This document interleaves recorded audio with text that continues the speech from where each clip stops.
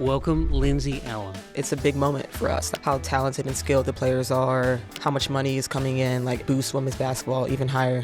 Angel Reese. Unapologetic. How she's able to focus on basketball, be the hardest worker in the gym, take care of her brand, and fly everywhere, be everywhere. How many hours does she sleep? It's not just pay us more. It's give us the flexibility, give us the choice. Don't make those choices for us. Winning that championship was so special. Everything was equal. Money was equal. Support was equal. Where would you choose to play? I think I would love to play in Give us the 3 best players you've ever played with. A'ja Wilson, Lafisa Collier. Welcome back. We are in the year 2026 for those of you who are watching from the future. My name is B and this is my co-host and best friend T Swizzle. Nice to see you. How are you, Bess? Happy New Year. I'm good. I'm rested and I'm ready to get back into women's basketball because I've missed it. It's a lot happening. I've missed the banter with you and I'm just ready to get back into things. I'm going to give some highlights, Tony, because while we've been gone, there's a lot going on. There's a lot going on, and in some ways there's not a lot going on, but there's a bit going on. There's a bit going on. So, Tony, the WNBA CBA deadline did not deliver a deal, and now the league and the players are still in limbo. Are they going to have a season? Oh, I think so. I think there'll be something happening. We'll talk a bit more about it with our special guest a little bit later on. I'm looking forward to that. Unrivaled Season 2 launched in Miami with a strong group of players, but perhaps a little worrying because there's been a bit of a fall in domestic broadcast viewership over the last 2 weeks. Yeah, early days, but we'll it's see how that interesting. goes. A lot of scrutiny on it at the moment. I mean, it's definitely in the eye. Athletes Unlimited announced its final roster and coaches for its season in February. Probably even stronger than it's ever been. Looking forward to that. Project B, the all-elusive Project B. It's definitely one that we're going to continue talking about, but they have finally announced their first location. Pretty cool announcement too from a Japanese player announcing it in Japanese on Instagram. It was pretty cool. Tokyo. So I can't wait to see what happens there, but we still haven't got any further player announcements. So still lots unknown. International leagues continue across Europe and Asia and in Australia. The WNBL is heading into its finals early this February. So lots of talking about in what's happening here in Australia. FIBA finals, qualifying tournaments have been now set for February in France, Turkey, Puerto Rico and China. Interesting too, because obviously the Australians have qualified, the Americans have qualified, the Euro Cup have qualified as well, so it's going to be a very interesting February of international maybe tournament. We can get over there? Is there enough? Maybe to the finals in Berlin in September. I might hold you to that. And finally, the NCAA season is heading towards its March climax. March Madness, great time of year, and it's got growing interest. We know the audience loves the NCAA finals. So, and our special guest today we'll get to, and she's got a very interesting background in college basketball. I mean, listen, there is so much happening in basketball. There is never, ever a dull moment in the changing landscape of women's basketball. We keep saying special guest, Tony. I think it's time we just announce it. Over to you. I mean, I want to announce this, to be honest. I really do. But at the same time, I feel like this player, this athlete is someone who is special to you and your history and your experience in women's basketball. So I'm actually going to get you to do the honours. Well, I'd like to introduce our very special guest back in Melbourne for the first time since she played in the WNBL with the Melbourne Boomers and won a championship in 21-22. Welcome, Lindsay Allen. Yay! Thank you. Thanks for having me. I'm so happy to be here with you guys and just here back in Melbourne. It's been great. So what brings you back to Melbourne? So I was playing in China. That didn't work out for me. And so kind of just on my way back home to America, decided to stop here, get some warm weather, see some familiar faces. And what day did you land? Thursday morning. Okay. Yeah, right. Today's Saturday, right? Mm-hmm. Okay, yep. Great, yeah. And how long are you staying? Until Monday. Yeah, so originally I was supposed to stay until next Friday and then go back home after that. But another opportunity came up for me in Turkey, so I decided to take that and kind of run with it. And so, yeah, I'm headed to Turkey on Monday sometime. So we're going to talk a bit about your career, which is just you're going into your 10th year into the WNBA. 9th. No, I think it's your 10th. No, I missed 2019. Ah, yeah, see, it should be 10. I know, almost there. Yeah, I was almost there. Well, you're going... Yeah, so we're going to talk talk a bit about that. But I suppose really interested with all this change in the landscape, Lens, of Project B, WNBA, CBA, Athletes Unlimited. What's your perspective on this, and how much do you follow it? I think it's great for women's basketball. I think it's great to have more opportunities for players in America who don't want to go overseas during our traditional offseason from the WNBA. I try to follow it as best as I can, but I'm obviously overseas as well. So the time change and just kind of like me being stuck in with my team there, it's hard for me to follow. But I just catch highlights, stuff on social media, things like that. And it's been cool to see. And I'm excited that more opportunities are growing for women's sports. And just kind of the profile has been raising the past few years. I remember in the documentary series that Adam McKay did on Sideline, part of the interview with you was about how long does this need to take? Like, this has to change. And you've seen a lot of change we've seen a lot of change really in the last 3 years. Yeah. And I was interested, your career came out of college. We'll talk a bit more about that later on. But how would you view it now coming out of college as an elite player? You were with Notre Dame. You were drafted high up in the draft. How would you view it now, do you think, coming out of the college basketball? Yeah, I mean, it's changed so much. I think the combination of obviously more opportunities to play in the U.S. and also NIL in college, I think the players coming out of college, the elite players, they're not going to play overseas, or at least that won't be their first option after they get through their rookie WNBA season. So, I mean, they're making a lot of money in NIL. And then with this new CBA, they'll likely be making a lot of money in a WNBA. So there's no need for them to go overseas and take those opportunities. They can stay in America. They could play in these stateside leagues and get exposure there, or they can just decide to take time off and rest their bodies and, you know, work on their brands and whatever they want to do. So I think it's completely different from when I came out. Do you think that's going to make much of a difference or change women's basketball internationally if you don't see some of these American names, American athletes going and playing overseas? And if you think it's going to change it, how will it change it? Yeah, I think it'll change it a lot. I think the main thing, or like the first thing I think of is like when it comes to national team play. I think for us, Team USA has been able to win, has been able to quote unquote dominate because we've been more talented, but also we have experience playing overseas because most of the players have played overseas for years. When you think of Sue Bird, Diana Taurasi, Sylvia Fowles, Maya Moore, like all those like players then. So they had experience playing overseas and they knew what it was like to play overseas. And I feel like now with players not playing internationally in these like overseas leagues, it's tougher for them to get used to the game and how it's called in FIBA. Yeah. So I think that's part of it. And I think another part of it is I don't think it'll change a lot just because social media is so big. So like people are just following their favorite players. They're watching highlights. They're watching games when they can, depending on what country they're in. And so I think so much of the attention it's just been on women's basketball that I feel like it won't change in terms of just their brands and how popular. So it might not change the brand and the viewership, but potentially it could change how the players are when it comes to their experience playing overseas and learning playing styles. Yes, so maybe Team America, Team USA might not be know. as dominant. That's what I'm hearing. I don't know. I didn't say that. I mean, that's what I heard, so I'm going to stick with that. I don't know. I think that's going to be. Although you look at the Paris Olympics and the French team. I mean, they were. You got countries biting at the bit, biting at your ankles. So I think it's got to be good for basketball. Yeah, I agree. Because I mean, you look at the World Cup in Berlin in September, and it should have a whole nother level of interest in it. I agree. From a global audience perspective. Lynn's interested in the uncertainty at the moment. So, you know, you're literally going through it at the moment. You go to China. And now so many different levels of uncertainty. You're going to Turkey on Monday, right? And you've been in Turkey before, so so I suppose there's some familiarity there. But how you're a vet, right? Well credentialed, people know what you are, you know how to play. How far ahead do you think in your career now? Is it hard, and what impacts the uncertainty having on you?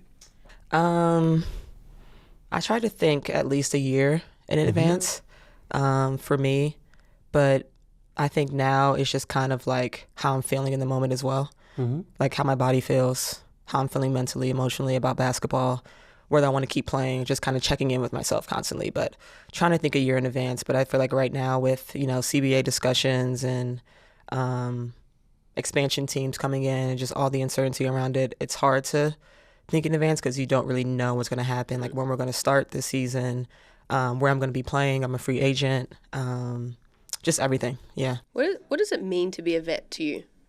To be a vet means that obviously the experience, but I feel like also a responsibility comes with it, just because you feel like you need to pass on everything you learned from the vets you had when you were younger in a way. And it's just nice to feel that kind of like that trust in yourself, that trust in your teammates, that trust in your environment, just everything. You know how it goes, you know how it should go. And even if you're on a new team, I've played everywhere with everyone now at this point. So it's just kind of like I see so many familiar faces from when I was playing earlier or when I was playing somewhere overseas. So it's just, it's really special to me. So the state of play with the CBA, because it's obviously, I think in many ways, the WNBA CBA as a domino is central to so many of how the things will flow.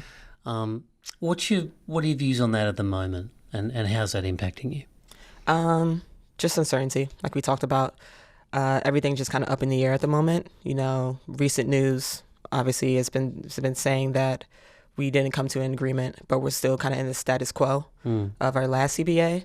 So two sides are still negotiating, still trying to figure it out, still trying to come to an agreement, but just don't really know right now at the moment what's going to happen. So we're, as a player side and as like a players association union side, we're preparing for everything. Could be a work stoppage, could be a strike, lockout, could start the season late, could not have a season. I don't think that will happen. But, we're preparing for everything right now. And you've seen almost a decade as a pro basketballer.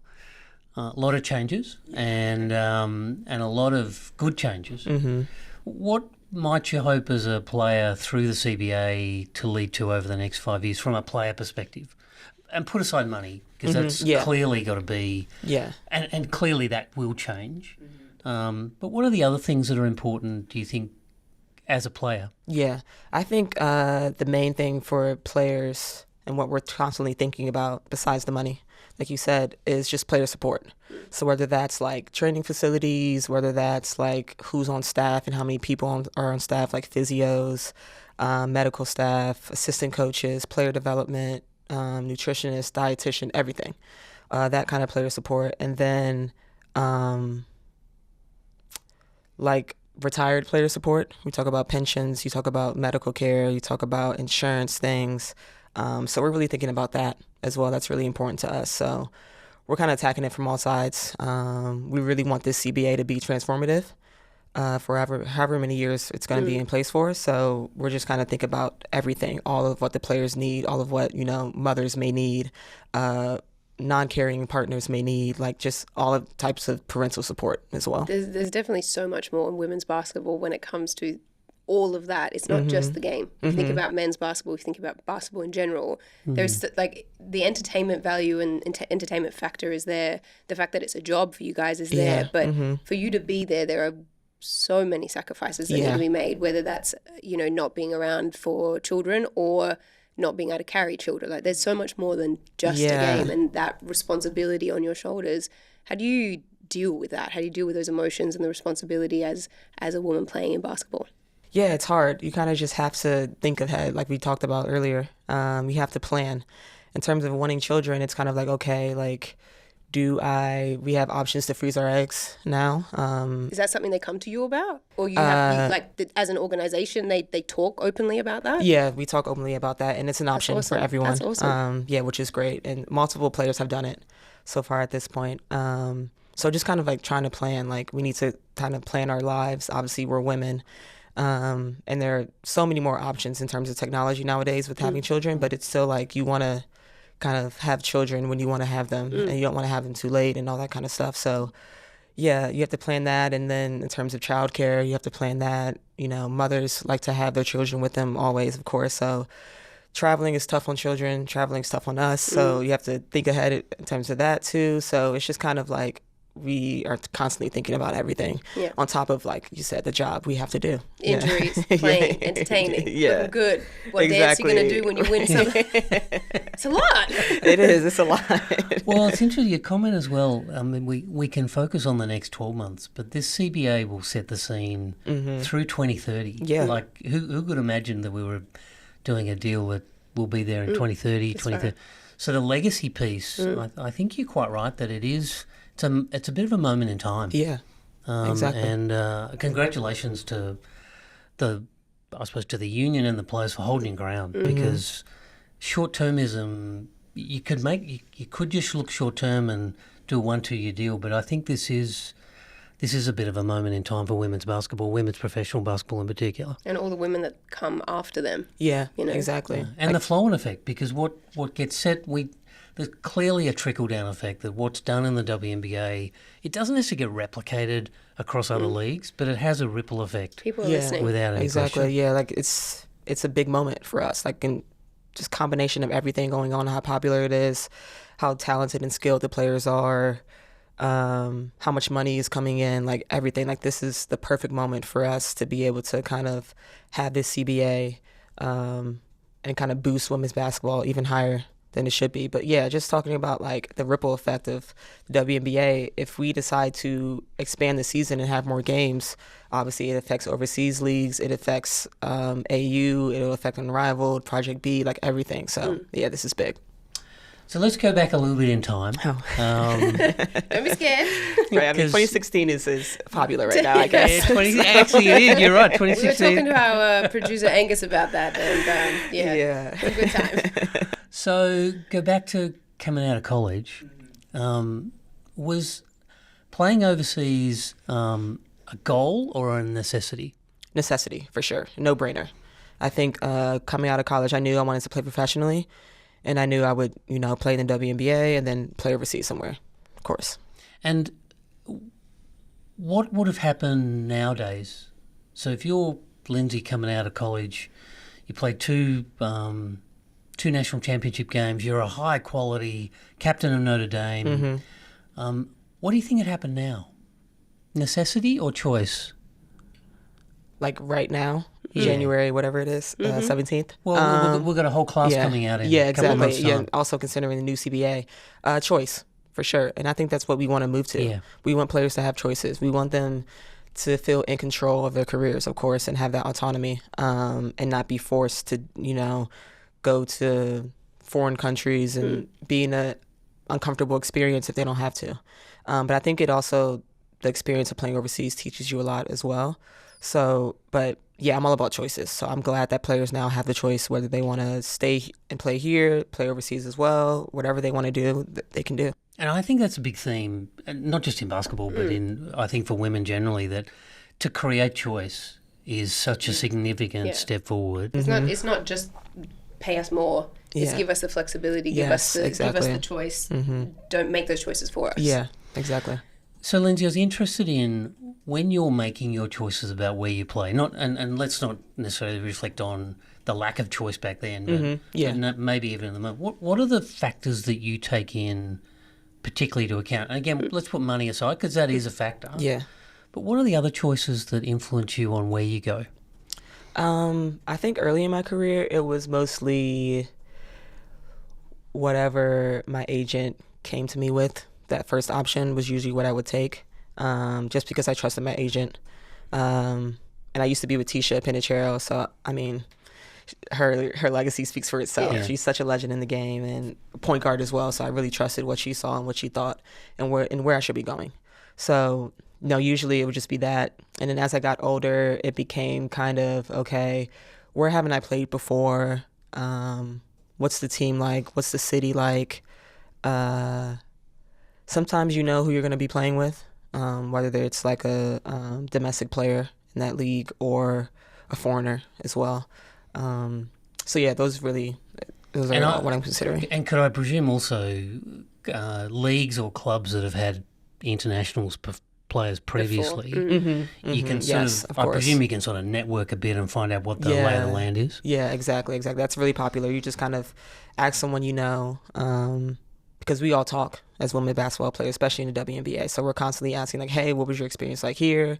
What was it like there? Do they pay on time? Do they take care of you, like, in terms of, like, just physical stuff, physio support, weight rooms, that kind of, just everything. So we're constantly just asking questions. Is there a player do you have a go-to player or athlete that you speak to about these sorts of topics, or go to for advice and sort of talk about what's going on in the league?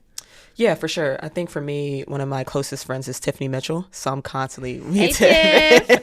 Look, I knew that was going to happen. So I just wanted to... Now, where in the world is Tiffany in the moment? I know she's in China. So yeah. Shout out to Beijing. I see videos of you guys training together, and you guys lock in. Yeah, really lock in. Tiff is like one of my best friends. So we just trust each other so much. And, you know, we play together a lot. We spent like 1 full year together in terms of playing in the WNBA and then playing here in Australia. So constantly talking to her, communicating with her, working out with her. I mean, she's the hardest worker I've ever worked with. I thought I worked hard, and then I saw Tiff and I was like it's just nonstop. And just her ability to just like focus and lock in and do her job, and then know that, like, okay, I did what I had to do, and now I can, you know, live my life and have fun and do that kind of stuff. So I really just learned a lot from just being her friend. And you guys shared a special moment here in Melbourne, I believe, with a team that this man may have been associated something with. like that. Sounds familiar. I don't know. Was there something to do with the championship, maybe? Yeah. I think winning that championship was so special. You know, for me, being here 2 previous seasons and not winning.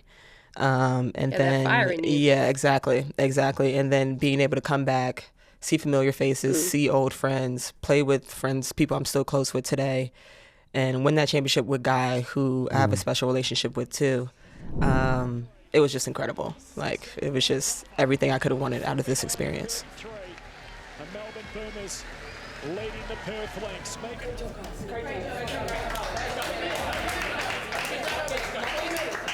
We have to impose our will, rebounding-wise, for one hard more quarter. This is the championship quarter right here and now.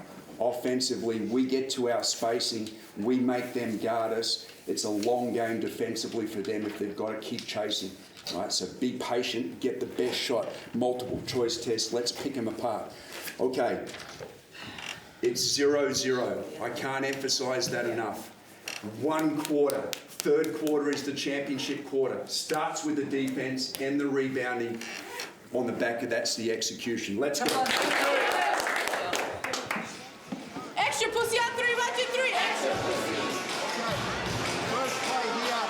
Orange for Tiff. Bailey. Wait. Get the green screen. That was a great shot to go straight. Green screen pitch. 2 hit combos. Here we go. Perth won game 1 by 27 on this floor, and yet desperation belongs with them as we head into the final half of the season. Game 3, the deciding game in the grand final series, and it's the Melbourne Boomers who lead it by 16 points. It's all ahead of us.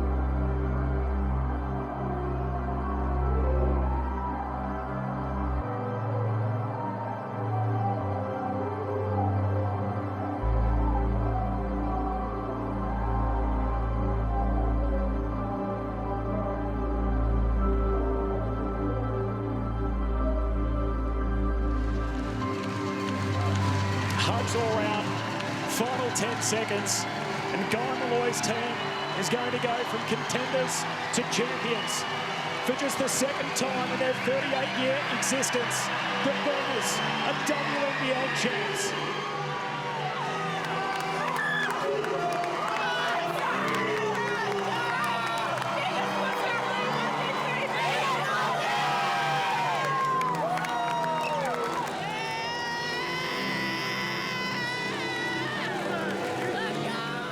Oh, they did it. It was unbelievable. It was the perfect wave. It was the perfect game. You know, it was Melbourne Boomers basketball. It wasn't up to one player, and it's never been about one player with the Melbourne Boomers, and that's what's made them so good. They were great whenever they played as a team, and boy, did they play as a team.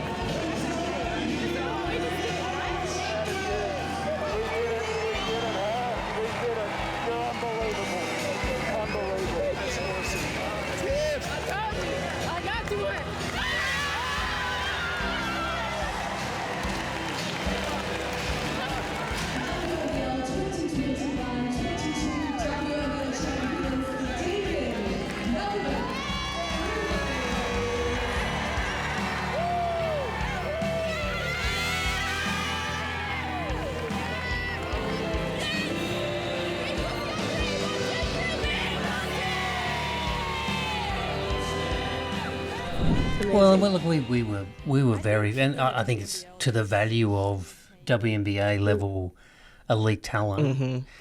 It's on the court. It's critical. Like, and you and Tiff were a dynamic duo. And we were lucky enough the year before we had Sophie Cunningham. Mm-hmm. Yeah. And since then we had Jordan Canada and Nars Hillman, right? Yeah.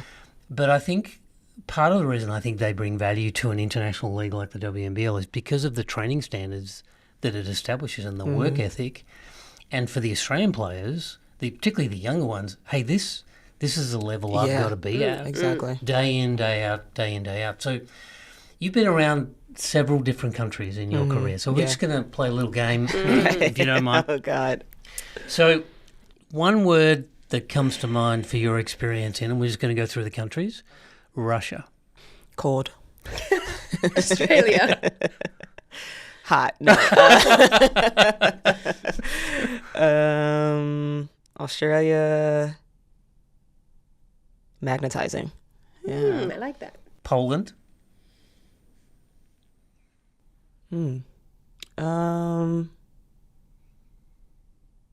Fun. Turkey. Eye-opening. China. Ooh. I could use eye-opening for that one, but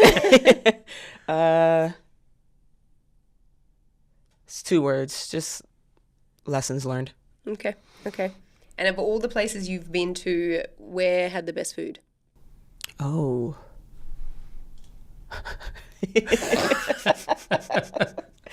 We are sponsored Let by me see. we are sponsored What by should I Tourism say? Australia.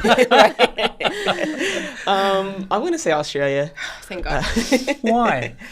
I think because of just the culture around food, the culture around coffee, of course. Thank you for that, by the way. Yeah, of course. No problem. And I think just the ingredients you guys have, how fresh the produce is, how fresh everything is. It's top for me. And in all those travels, is there a weird travel moment that sticks to your mind? Yeah, when I was playing in Russia, this was like pandemic year, like 2020, 2021. We were, I think, going to Latvia. And so I think we had flew to like one of the countries close. We were going to Riga. And then because for some reason the bus couldn't cross the border, we had to walk with our bags like across a border to get into a country. And there was like snow on the ground. Like it was like inches of snow. And I'm just like, this is a new experience. Wait, the bus wasn't allowed to go at all? Yeah, I forget what happened exactly, but we weren't allowed to like be in a car or in a bus to cross. We had to literally walk across, like with our bags, obviously our passports, and just like, and I'm just like, Every it's professional freezing. athlete's dream, I was like, this is just a new experience, something I was not expecting. But we got through it together as a team. Now, we're going to take Australia as a given to the answer to this question, right? Oh. Because We'll see. you wouldn't be able to walk out without. But If you could choose to play, and it could be somewhere where you played or somewhere where you haven't played, if everything was equal, money was equal, support was equal, where would you choose to play? Ooh, Australia does come to mind, but I think I would love to play in like London or the UK. Yeah, I've never. We went one time in college. We did like a foreign tour, like a trip, and we went to London, Madrid, Barcelona, and I really enjoyed London. I haven't been back since, so I want to get back there. But yeah, I think there. Have crumpets with the king. Tea with the king. Well, their league's I think been I'll get on that. they've had a good league, and then it's been up and down, and they just haven't quite been able to hold it together. Yeah, it's just like investment in money, yeah. like most things. But yeah. Before we get to the next question, here's a message from our partner.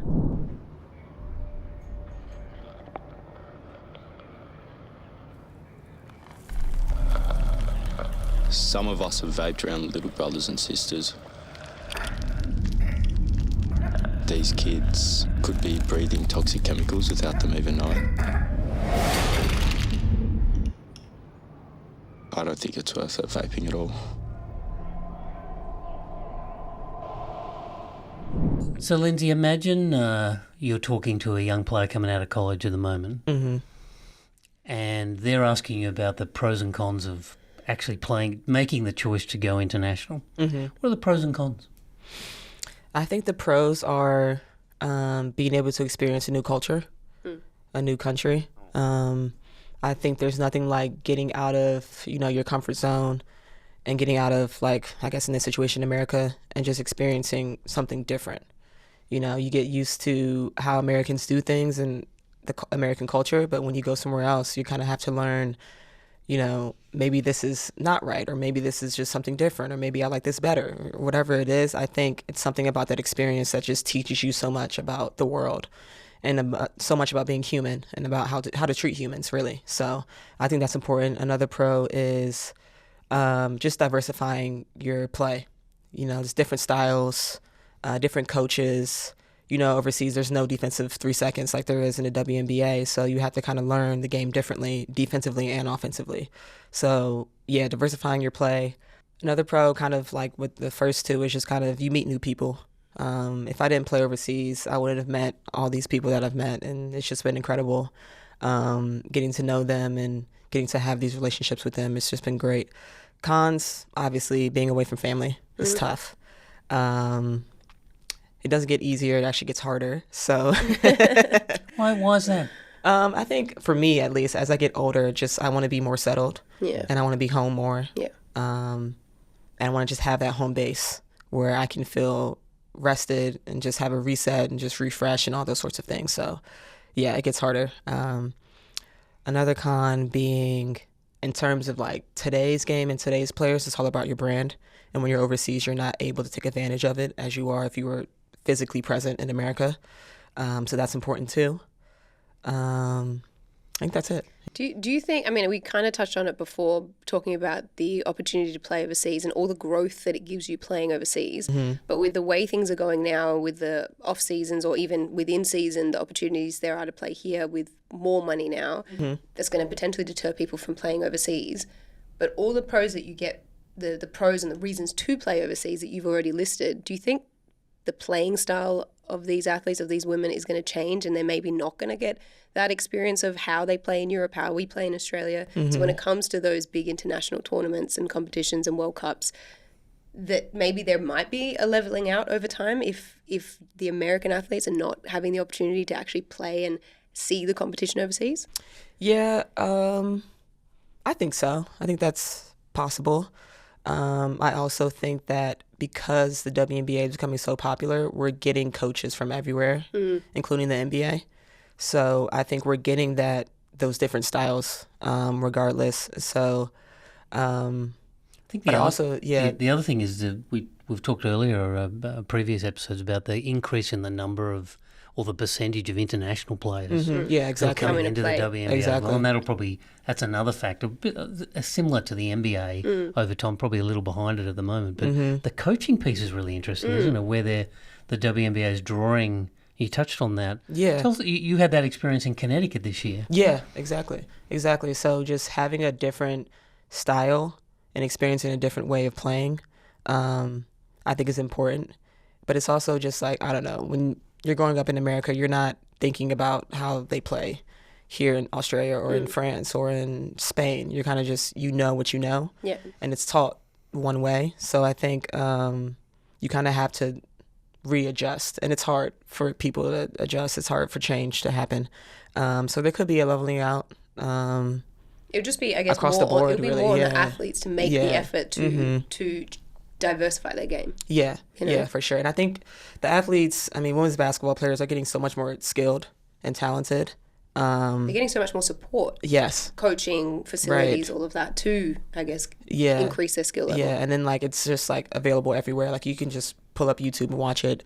Film and tape is available for everyone to see, players, coaches, support, whatever. Like you can really access it anywhere. So I think taking advantage of that would be important. But I think it'll be interesting to see because, yeah, the Americans technically won't have as much experience. But like you said, there's more international players coming to play here in the WNBA. So they'll kind of integrate our style as well. So it'll be interesting to see what they bring back to their national teams and how that affects the global game.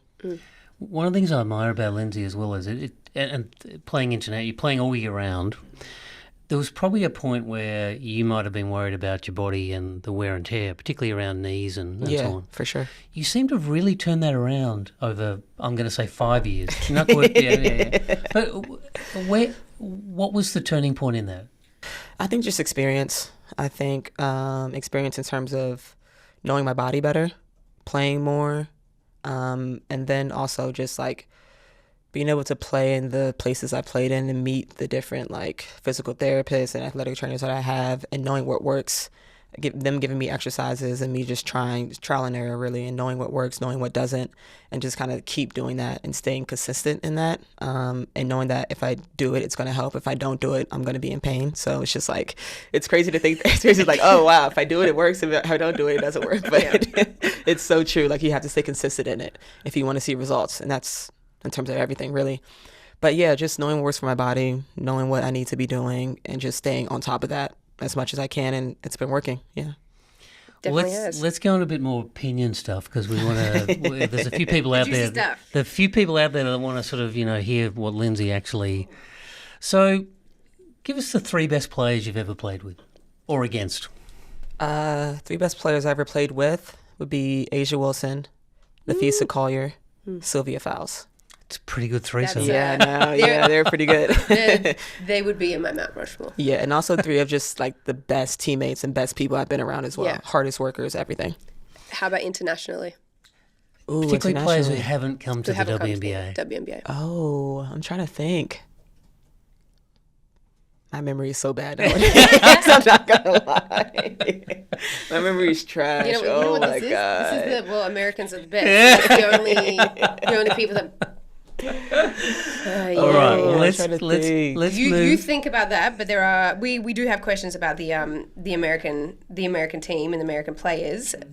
We want you to use one word to describe the following players. Okay. All right. Yeah. You ready? Yeah. All right.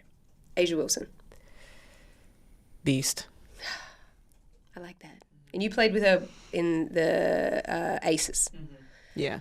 So Can you tell her to come to Australia, please? Because I've been waiting. She's never played overseas. Yeah. But we'd love her to visit. Yeah. Yeah, just come visit. Yeah, I think she's been a couple months in China, like maybe her Oh, she rookie did too, year. yes. But yeah. She's been. I feel like she's a rock star. She's Yeah, not she an is. athlete. She's a yeah, rock she's hanging star. out with Beyonce. Like she doesn't want to. She's the Beyonce doesn't of wanna see it, basketball. yeah. Man. Anyway, I'm getting distracted. Nafisa Collier. Ooh. Consistent. And I mean that in the best way. And you played with her at the Lynx, and that was just your experience the whole time with her there.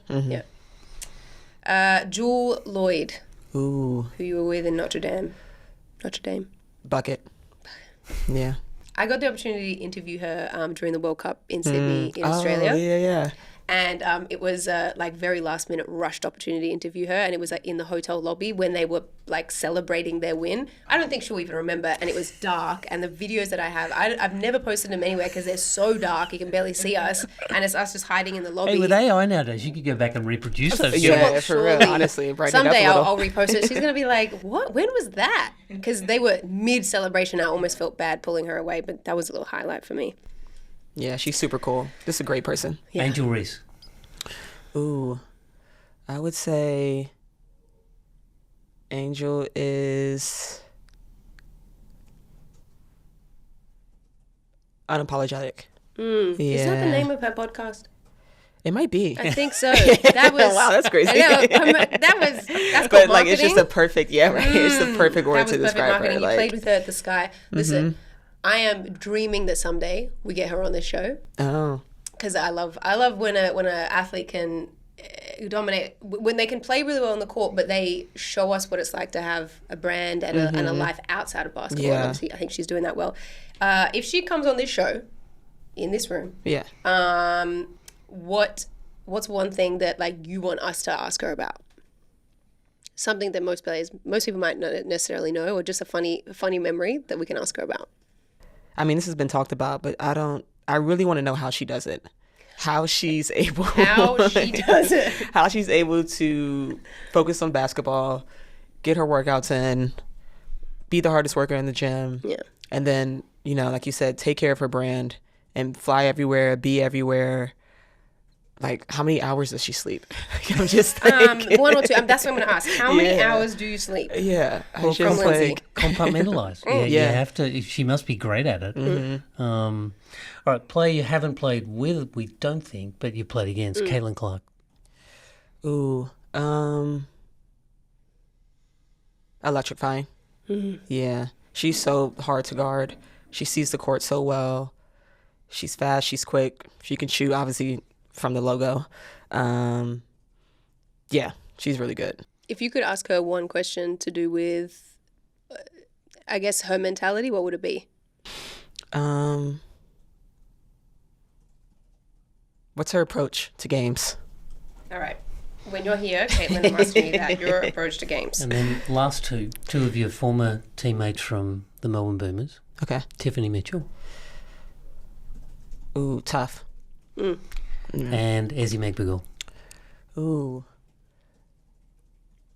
Versatile. Yeah, she can do everything. She's everywhere. She's long. She's fast. She's very long. Yeah. And she's very fashionable. Yeah, Her she is. runway fits. Yeah. She's just not a very nice person, though. Come on.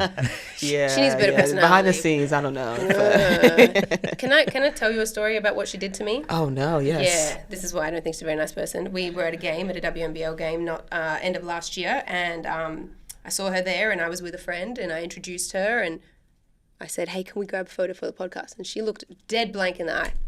No. She's a very My good. friend is filming me at this moment, and I Oh. go, "Excuse me?" And she goes, "No." I said, "You know, for the podcast that we've spoken about," and she's like, "Nah." I was like, I froze. And then she looked at me so laughing. yeah. I said, "I was about to. I'm going to call your dad. I don't have your number." And this is but Tony live. We're has your filming number." this right now.